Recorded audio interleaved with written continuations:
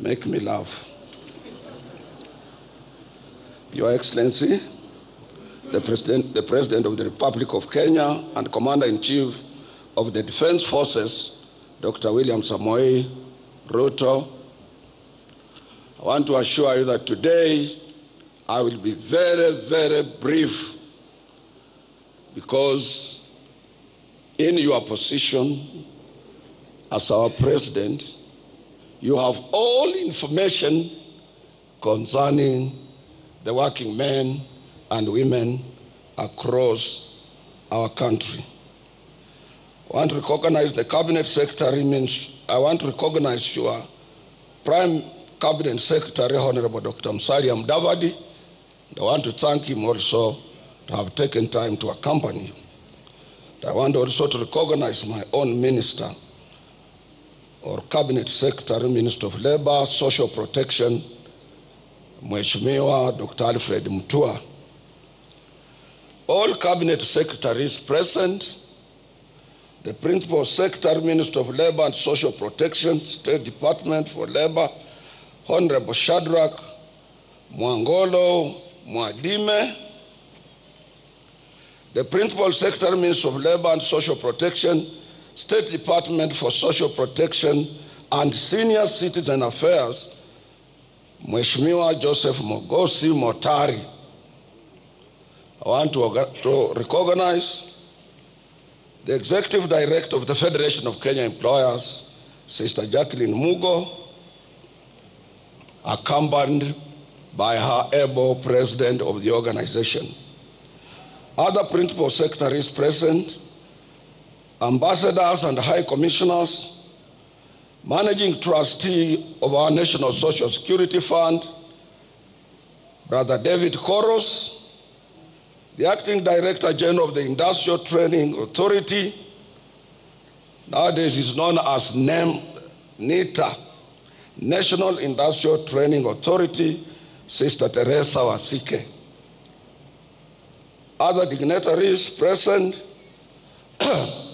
members of the Executive Board of KOTU, members of our Secretariat, our brothers led by Brother Eid Marcel from Cairo, Egypt, who leads the giant Egyptian Trade Union Federation, who are here with us.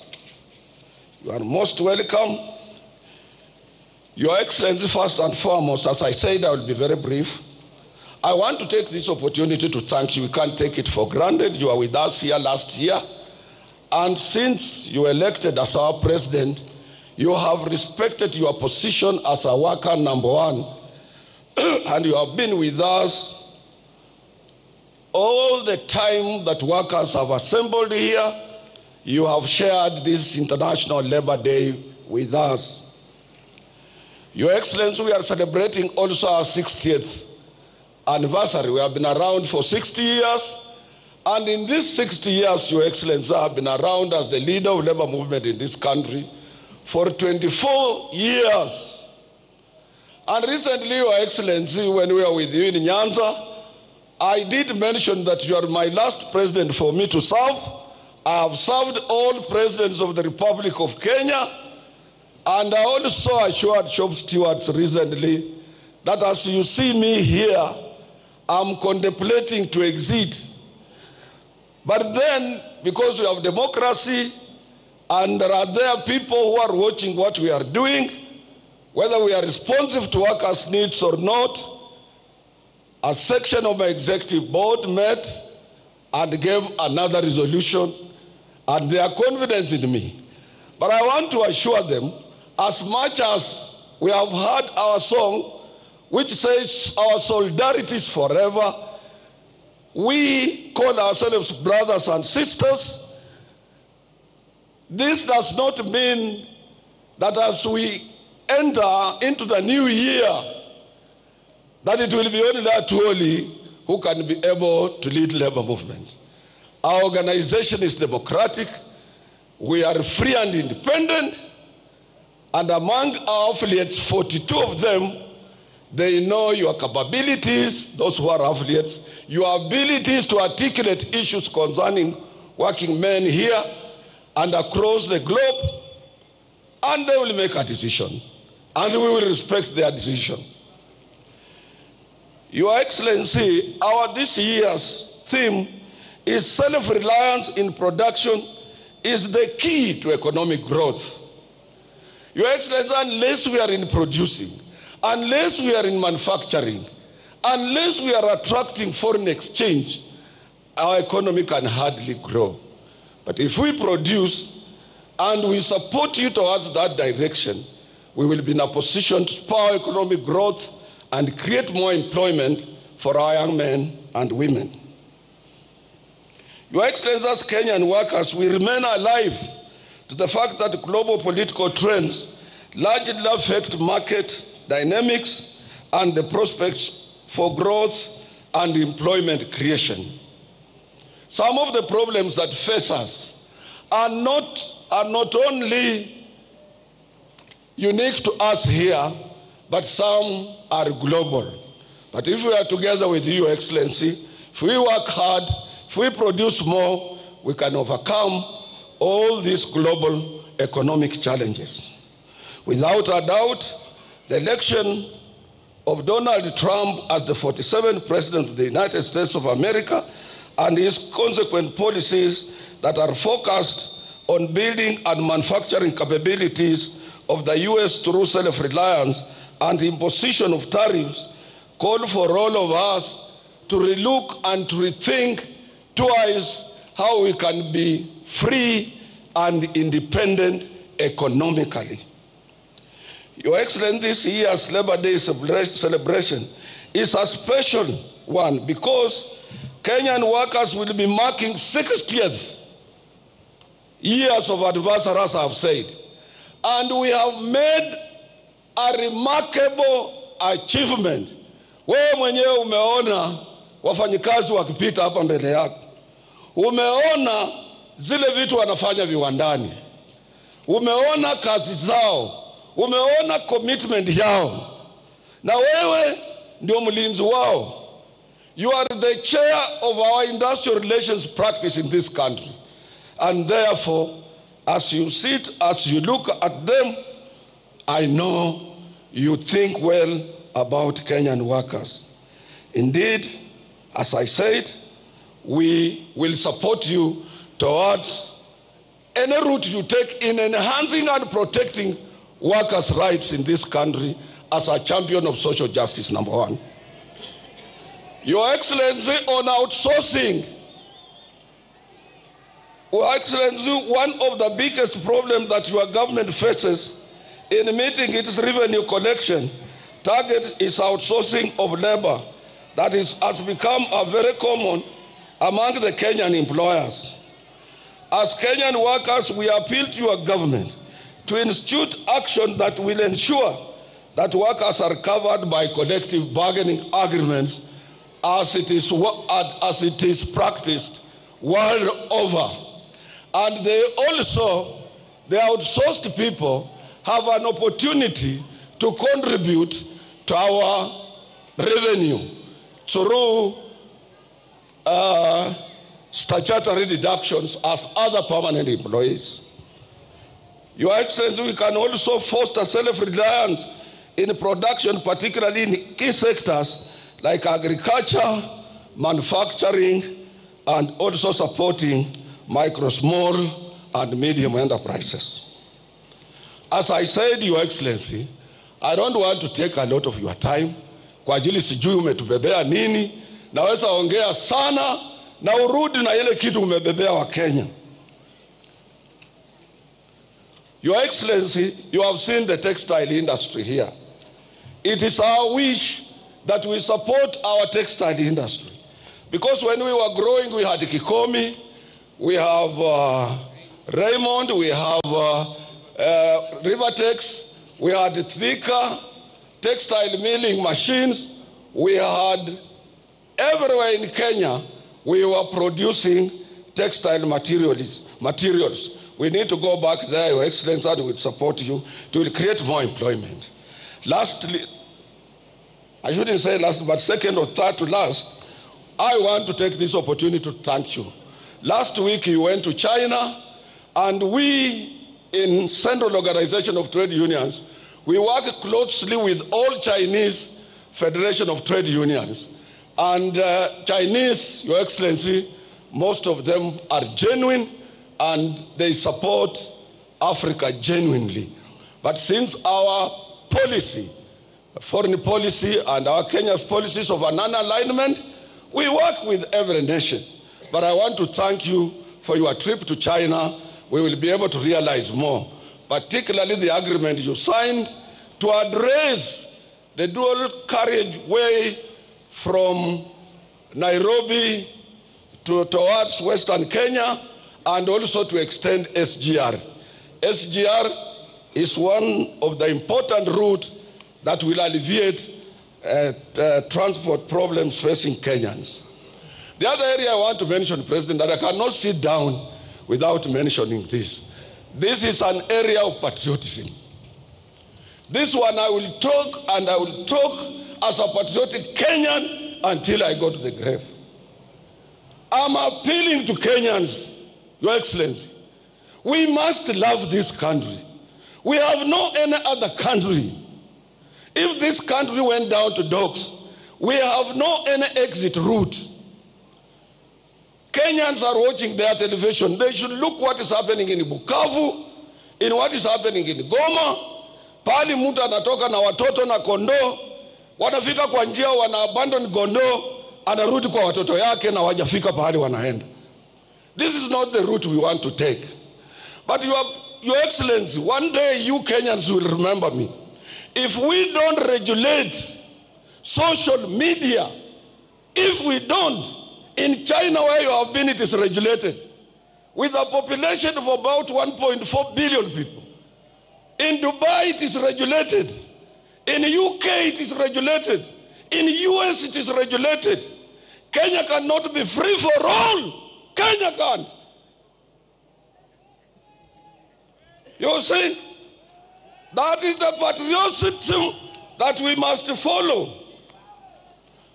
Your Excellency, I want to appeal to you also to apply reforms in public institutions like posts, those postal cooperation, to make sure that it is effective. Because if you look at Amazon, which does the same job in the US, it does very well. We want to make sure that that one is handled well. We support also, Your Excellency, the issue of leasing our sugar industries. They must not remain moribund.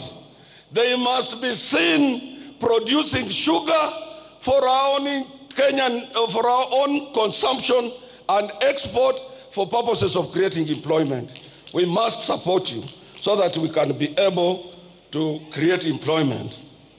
Lastly, Your Excellency, I want to appeal to you. This city belongs to all of us, and this city must reflect other cities of the world. This city must reflect Accra, Ghana.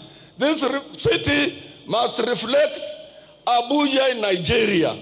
This city must reflect Kigali in Rwanda. This city must reflect Abidjan in Ivory Coast. We cannot remain in a filthy city, a city of hawkers, a city of riders, a city of matatus, and when somebody arrives at the airport on Mombasa Road, is full of hawkers depicting the picture of poverty of Kenya.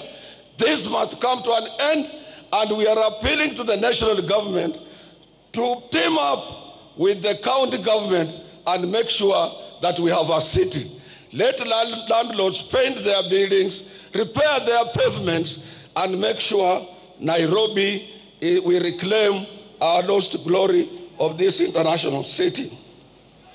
Your Excellency, we support your housing problem, and we appeal, since we are represented on that board, that workers should use their pay slips to acquire those houses.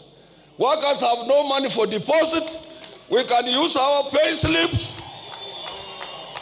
to get into those houses. I appeal to you to go towards that route, Your Excellency. The other area, Your Excellency, I want to appeal to you. I want to assure you, not to appeal. I am sitting on on SHA board representing workers. And I want to show Kenyans that SHA is working. SHA is now working.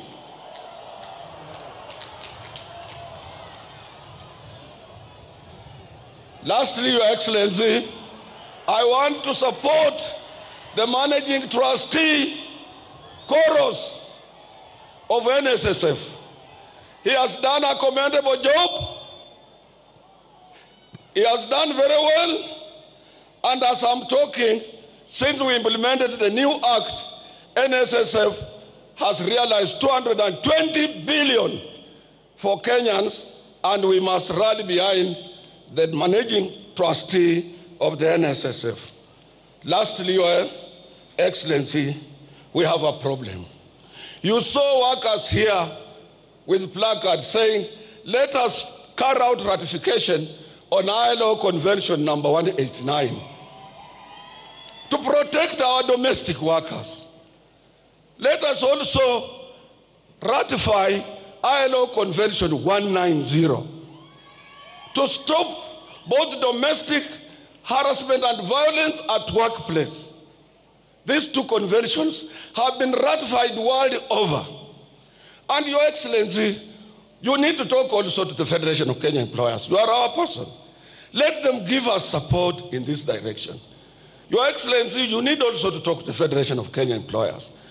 That when you gave these workers 6%, to date is not fully implemented. I'm telling you for free and for sure. And there is no any time His Excellency the President has announced the salary increase and then it becomes a subject of debate.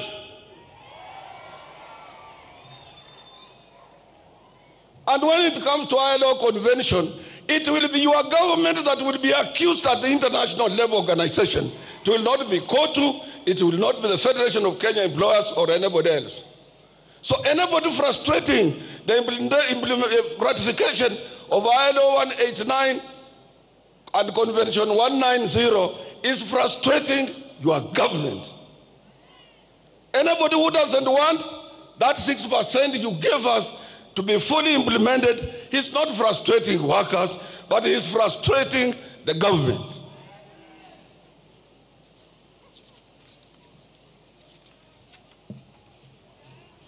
I would have gone on and on, Your Excellency, but as I said, I don't want to get you tired. I want to repeat that please, we want to live in a peaceful country, address issues of social media, address issues that are afflicting these workers. If you have something, Your Excellency, the cost of living in this country is at around 45%, and that is too high for them. This is caused with some dynamics of variations in economic performance and some global also economic situation that affect us as well. Your minister has tried what he can, but I will assure you, please go to his rescue, try to make sure that these workers are properly compensated, and more so, Your Excellency, what is eating in our jobs are free riders, people who are employed through the back door, outsourced at a lower rate. They don't pay taxes. They don't contribute to collective bargaining agreement. There is no any agreement binding on them. They are slaves in our industries, enslaved by employers, and Kenya as a free country can sit and see people outsourcing people. A company retrenches people, it asks its supervisor to form a company of exploitation. This can't be allowed in free Kenya. We can't allow that under your watch. As I promised the President, I want to be very brief because we will be talking. May I take this opportunity to invite your Honorable Minister for Labor, Dr. Mutua, who will be able to give some few words and observe other protocols for you to come and say. The other thing I'm being reminded by my deputy that I had forgotten, ni mambo ya hizi vitu tunakatwa housing, nini, taxation. It should not be on gross salary. Hizi vitu vinatakana viwe on basic, so that gross, umefanya overtime, umefanya nini, it's not interfered with. And I know Your Excellency will look at that. All deductions, salary deductions, statutory deductions should be at basic, not on gross, where somebody might have toiled very hard to work on overtime and he doesn't realize something. Mwisho, Your Excellency, usitishike. Iko watu wengi wanapenda kutisha sana. Mimi nilikuwa hapa President Kenyatta akiwa president. After 3 years we had a problem in the government. Jaramogi left. Nilikuwa hapa when Moi was a president. After a few times there was a lot of problems. Nyinyote mnajua until up 1982. Mpaka when he was leaving, kila saa watu bila Moi yote inawezekana. Nimekuwa hapa President Kibaka akiwa kwa kiti mimi, and I served him. Kibaka alitengeneza kila kitu Nairobi, he improved the economy. But 2007, how wananchi voted him out, we had to do some ukarabati. Sasa nimekuwa hapa wakati wa Uhuru. Uhuru ni rafiki yangu sana. But you could hardly see him outside the way you are outside, you are visible everywhere. But he managed to finish his 10 years. Hawa wa Kenya unasikia ground ni mbaya. Hapa ground hapana mzuri. Ruto must go.